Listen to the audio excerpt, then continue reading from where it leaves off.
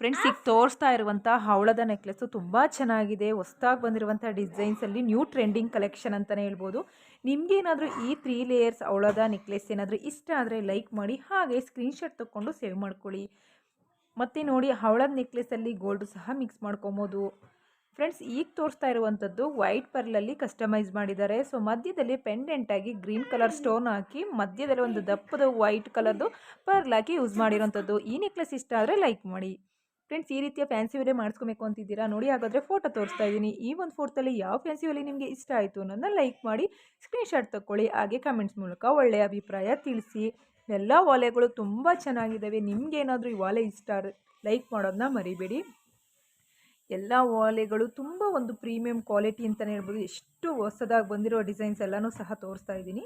Friends ಈ necklace ನೋಡಿ, ತುಂಬ ಚೆನ್ನಾಗಿದೆ. 916ಅಲ್ಲಿ ರೆಡಿ ಮಾಡಿರುವಂಥದ್ದು. ಈ ಒಂದು ಪರ್ಲ್ ಮತ್ತು ಸ್ಟೋನ್ ನೆಕ್ಲೆಸ್ ನಿಮ್ಗೇನಾದರೂ ಇಷ್ಟ ಆದರೆ ಲೈಕ್ ಮಾಡಿ, ಹಾಗೆ ಕಮೆಂಟ್ಸ್ ಮೂಲಕ ಒಳ್ಳೆಯ ಅಭಿಪ್ರಾಯ ತಿಳಿಸಿ.